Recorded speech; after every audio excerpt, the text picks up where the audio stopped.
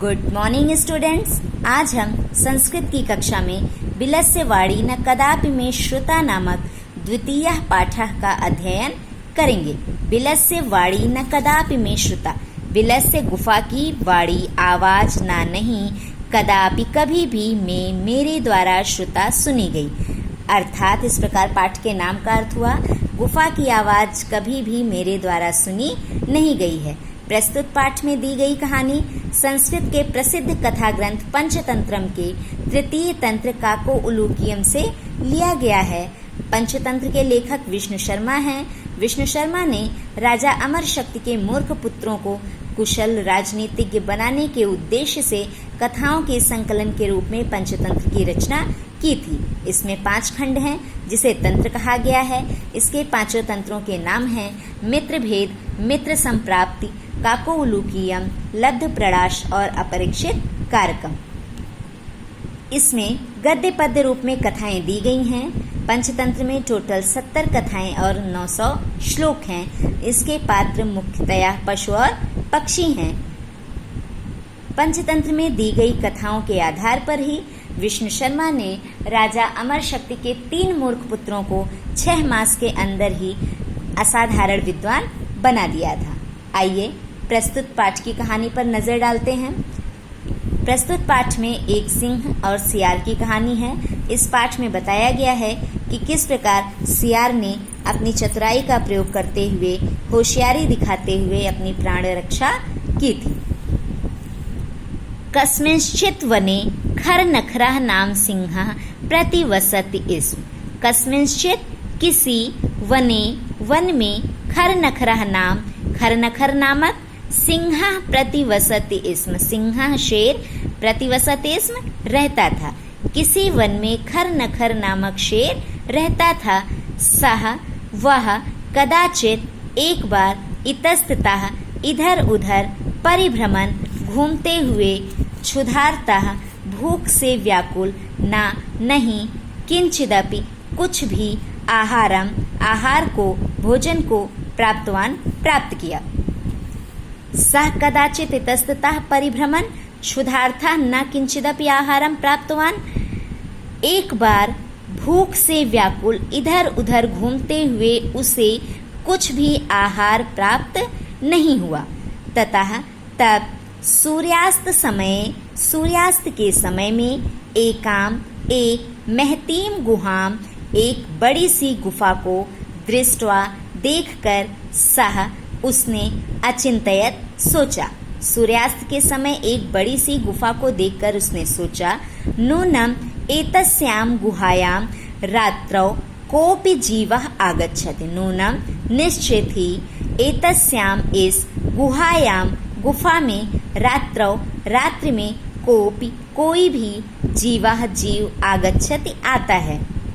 अतः अत्रैव यहीं पर ही, निगूढ़ो भूत्वा छिपकर, तिष्ठामि बैठता हूँ। अतः अत्रैव निगूढ़ो भूत्वा तिष्ठामि, अतः यहीं पर छिपकर बैठता हूँ। कि क्या हुआ कि जब शेर को एक दिन जब भोजन नहीं मिला तो वो इधर उधर टहलते हुए काफी थक गया था, भूख से भी परेशान था, कि उसे एक गुफा दिखी और गुफा को देखकर उसने सोचा कि जरूर इसमें कोई ना कोई जानवर आता होगा, तो मैं इसमें छिपकर बैठ जाता हूँ। और शेर जाकर उसमें छिपकर बैठ जाता है। एतस्मिन् अंतरे, एतस्मिन् इसी अंतरे बीच में, एतस्मिन् अंतरे इसी बीच में, गुहायाः स्वामी, गुहायाः गुफा का स्वामी, दधिपुच्छः नामकः, दधिपुच्छ नामक श्रृगालः सियार, समागच्छत वहां आया। इसी बीच में गुफा का स्वामी दधिपुच्छ नामक सियार वहां आया।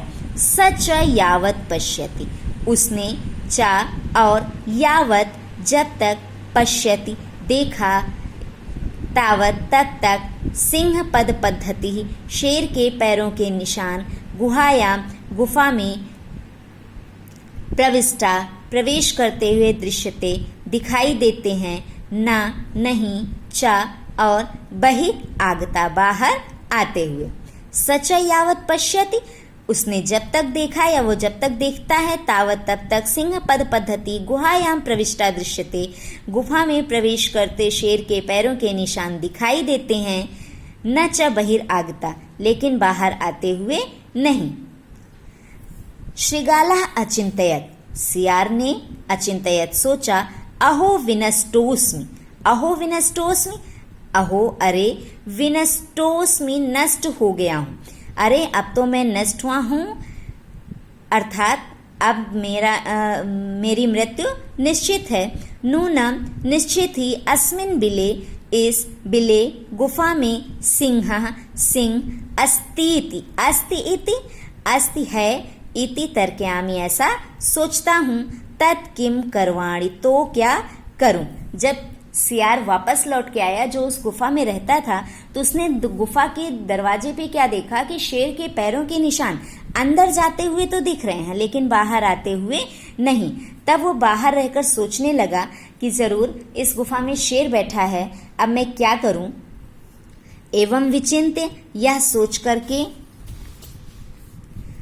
दूरस्था रवम कर्तुम आरब्धा, एवं विचिंत्य, यह सोच करके, दूरस्था दूर रहकर, रवम आवाज, कर्तुम करना, आरब्धा प्रारंभ किया। एवं विचिंत्य दूरस्था रवम कर्तुम आरब्धा, यह सोच करके दूर रहकर उसने आवाज करना प्रारंभ किया। भोबिल भोबिल, हे गुफा, हे गुफा, किम ना स्मरसि, क्या, किम क्या, ना नहीं, स्मरसि याद है, किम न स्मरसि, क्या तुम्हें याद नहीं है। यन्मया, यन्मया यन की, मया मेरे, त्वया तुम्हारे, सह साथ में, मैं मया मेरे अर्थात मैंने, त्वया तुम्हारे साथ में, समयः कृतोस्ति, समय यहाँ समयः का अर्थ है शर्त, कृतोस्ति शर्त लगाया था या मेरे और तुम्हारे साथ में शर्त लगी है। यद की, यदा हम बाह्यता प्रत्यागमिष्यामि, यदा हम जब मैं बाह्यतः बाहर से प्रत्यागमिष्यामि लौटूंगा, तदा तब त्वम माम आकार इस्यसि, त्वम तुम, माम मुझे, आकार इस्यसि बुलाओगी। यदि त्वम माम न आह्वयसि, यदि त्वम तुमने, माम मुझे न नहीं, आह्वयसि बुलाया, तर्हि तो अहम द्वितीयम बिलम यास्यामि इति, तो मैं दूसरी गुफा में चला जाऊंगा। जब सियार ने गुफा के दरवाजे पर शेर के पैरों के निशान देखे तो वो सोचने लगा कि मैं क्या करूं, और सोचते सोचते उसके मन में एक विचार कौंधा और बाहर दूर रहकर ही उसने आवाज करना प्रारंभ किया कि क्या कहा कि हे गुफा, हे गुफा, मेरे और तुम्हारे बीच में तो ये तय हुआ था ना, ये शर्त लगी थी कि जब भी मैं कभी बाहर से आऊंगा तो तुम मुझे बुलाओगी, और अब इस बात का ध्यान दे लो कि अगर तुमने मुझे नहीं बुलाया तो मैं यहाँ से चला जाऊंगा, मैं दूसरी गुफा में चला जाऊंगा। अथ एतत् श्रुत्वा, अथ एतत् श्रुत्वा, यह सोच करके, सिंह अचिंतयत्, शेर ने सोचा, नूनम ऐसा गुहा, नूनम निश्चित ही, ऐसा यह गुहा, गुफा, स्वामिनः स्वामी को, सदा हमेशा, समाह्वानम करोति बुलाती है, परंतु लेकिन, मद भयात मेरे भय से, ना किंचित वदति कुछ भी बोल रही है। जब शेर ने सियार की बातें सुनी तो उसे लगा कि हो सकता है यह गुफा हमेशा अपने स्वामी को बुलाती है, लेकिन आज मेरी वजह से, मेरे डर की वजह से नहीं बोल रही है।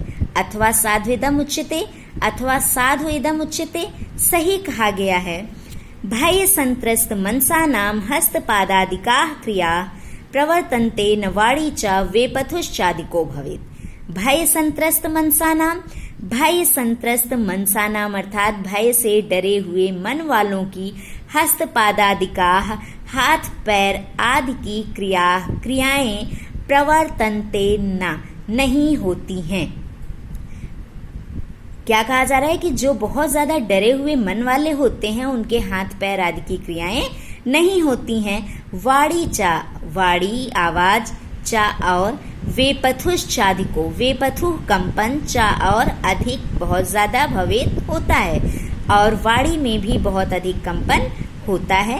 फिर से देखते हैं, डरे हुए मन वालों की हाथ पैर आदि की क्रियाएं नहीं होती हैं और आवाज में भी बहुत ज्यादा कंपन होता है।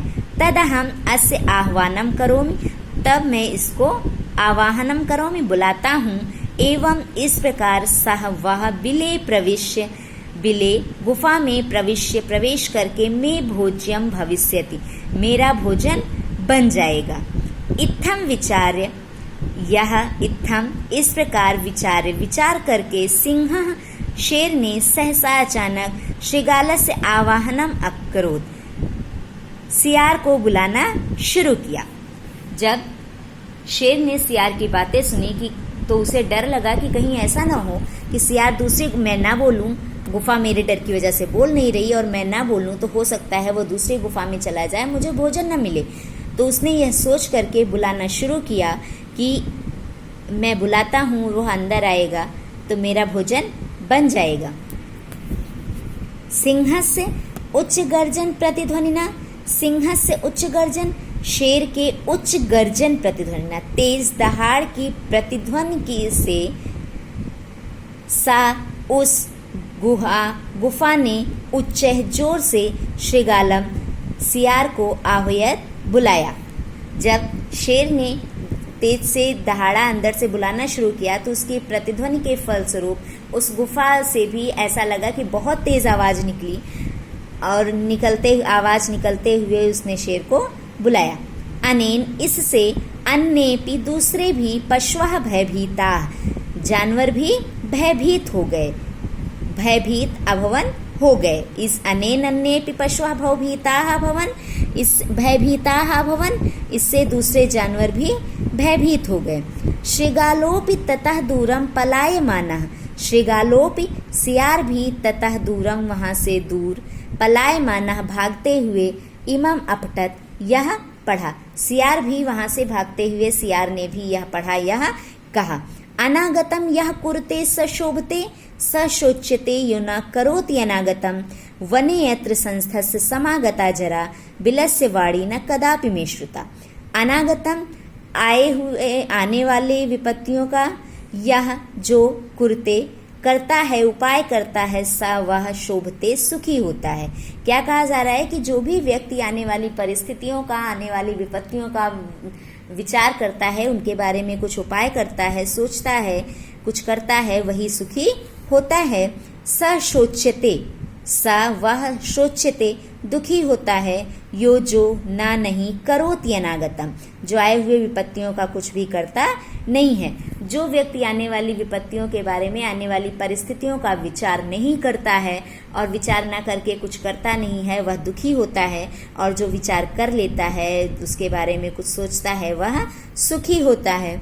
वने यत्र संस्थस्य समागता जरा, इस वन में संस्थस्य रहते हुए, समागता जरा आ गया, जरा बुढ़ापा, विलस्य वाणी न कदापि में श्रुता, गुफा की आवाज मेरे द्वारा कभी भी सुनी नहीं गई। सियार दूर भागते हुए सियार क्या पढ़ता गया? सियार ने कहा कि जो भी व्यक्ति आई हुई विपत्तियों का, आई हुई परिस्थितियों के बारे में विचार करता है, वही सुखी होता है, और जो विचार नहीं करता है वह दुखी होता है। मुझे इस वन में रहते हुए बुढ़ापा आ गया, लेकिन मैंने कभी भी इस गुफा की आवाज सुनी नहीं है। प्रस्तुत श्लोक की अंतिम पंक्ति के आधार पर ही इस पाठ का नाम रखा गया है। इसमें यह बताया गया है कि परिस्थितियां शेर और सियार दोनों के सामने आई। सियार ने जब देखा कि शेर के पैरों के निशान उसके गुफा में जाते हुए दिख रहे हैं, तो उसने विचार किया, उपाय लगाया और वह सफल हो गया।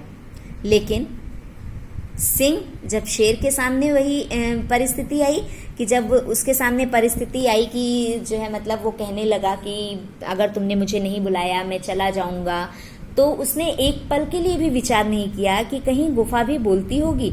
और जब विचार नहीं किया, बिना विचारे ही उसने अपने कार्य को कर दिया, जिसका परिणाम यह हुआ कि उसे अपने भोजन से हाथ धोना पड़ा।